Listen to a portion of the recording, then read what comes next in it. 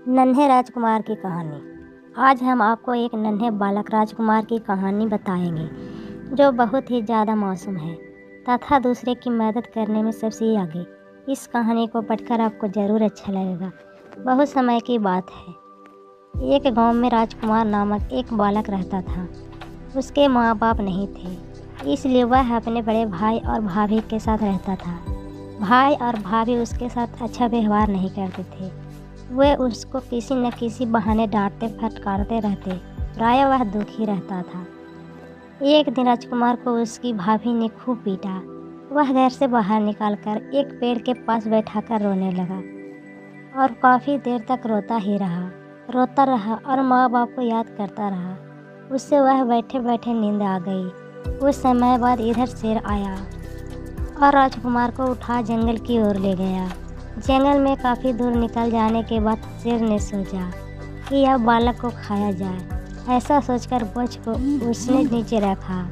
केवल कपड़ों को देखकर वह अपने आप से बोला, लो, यह तो राजकुमार के कपड़े ही कपड़े हैं, वह तो नहीं है।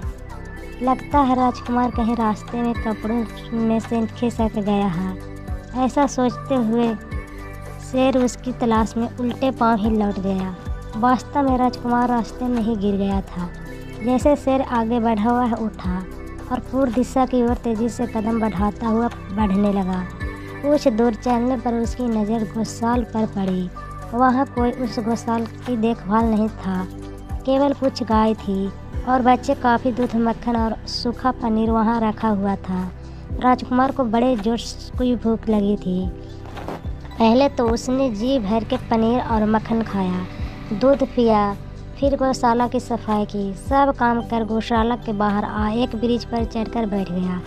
कुछ देर में उसे नींद आ गई। शाम के समय लंबे लंबे निकली सींग वालों की बैलों की देखकर उसे डर लगने लगा। गौशाला पहुंचते ही बैलों ने देखा कि गौशाला की बड़ी सफाई की गई है। देखने पर मालूम हुआ कि दूध, मक्खन और पनीर भी गायब है। वैसे ही आज कोई आया है, वो देखे कौन है जिसने हमारे गौशाला की इतनी अच्छी सफाई की है। बैलों के सरदार ने अपने साथियों को संबोधित किया। बैलों का सरदार अपने साथियों को लेकर राजकुमार के पैरों के निशान देखता उसी ब्रिज के पास पहुंच गया जिस पर वह बैठा था। उधर शेर भी राजकुमार को ढूंढता ढूंढता उसी ब्रिज के पास पहुंच गया था। वह राजकुमार बहुत छटपटाने ही वाला था कि बैलों ने अपने नुकीली सींगों से उस पर हमला कर दिया। कुछ ही समय में उन्होंने शेर को मार गिराया। ऊपर ब्रिज पर राजकुमार डर के बुरी तरह कांप रहा था। शेर को मारने के बाद बैलों का सरदार आगे बढ़ा और राजकुमार को संबोधित किया। आज तक हमारी किसी ने देखभाल नहीं की थी। तुमने पहली बार हमारी गौशाला की सफाई की है। तुम हमारे हितकारी हो, इसलिए आज से हम सब आपको अपना राजा मानेंगे। यह कह बैलों का सरदार राजकुमार को अपनों सींगों पर उठा गौशाला ले गया। बैलों ने तुरंत एक सिंहासन बनाया और उसे उस पर बिठा दिया। रात को बड़ी खुशियां मनाई गई। बैलों के सरदार ने राजकुमार को एक सोने को और एक बांस की बांसुरी भेंट करते हुए कहा, यदि तुम पर कोई मुसीबत आ पड़े तो सोने की बांसुरी बजा देना, हम तुरंत तुम्हारी सहायता के लिए उपस्थिति हो जाएंगे। यह बांस की बांसुरी तुम्हारे मनोरंजन के लिए है। राजकुमार दोनों बांसुरियों ले ली। वह बहुत खुश था। ये एक दिन एक शिकारी गौशाला की ओर आ निकला। उसकी नज़र राजकुमार की ओर पड़ी। उसके हाथ में सोने की बांसुरी देखकर वह बहुत विस्मित हुआ। उसे लगा यह कोई राजकुमार ही होगा।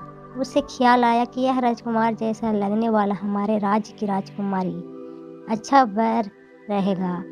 इस प्रकार राजकुमारी, जिसको राजा ने बाहर तालों के भीतर बंद कर रखा था, का अधिकार में जीवन उज्जवल हो जाएगा।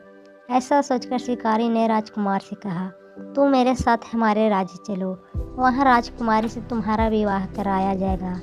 नहीं, मैं यहाँ गौशाला में ही ठीक हूँ। करते हुए राजकुमार ने उसके साथ चलने से इनकार कर दिया।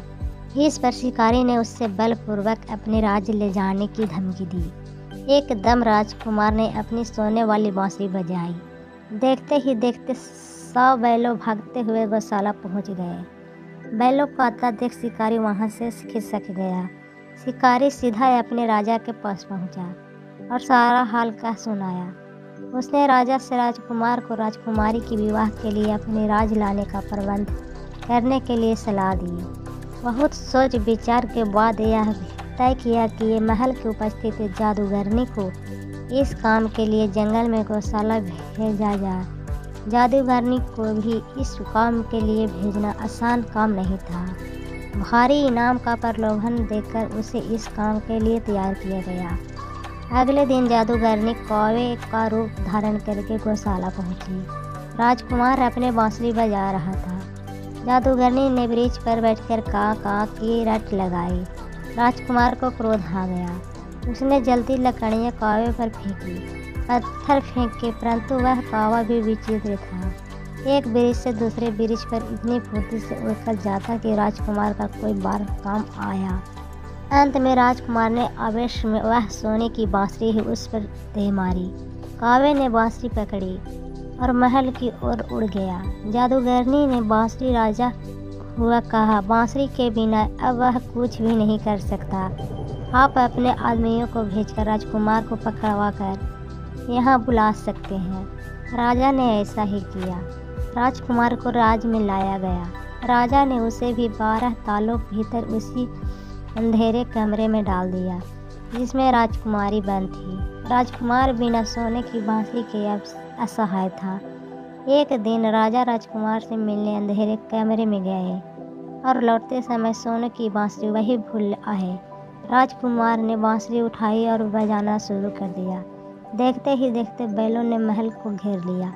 राजा के महल को वो सींगों पर उठाने को तैयार हो गए थे कि राजा घबराया हुआ बाहर आया।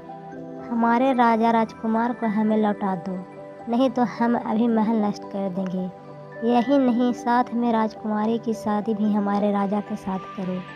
बैलों के सरदार ने राजा के राज्य से कहा।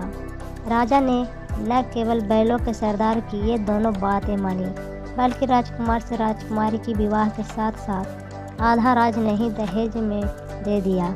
बैल राजकुमार था। राजकुमारी को लेकर गौशाला लौटे। वहाँ एक सुंदर महल बनाया जहाँ राजा रानी खुशी खुशी रहने लगे।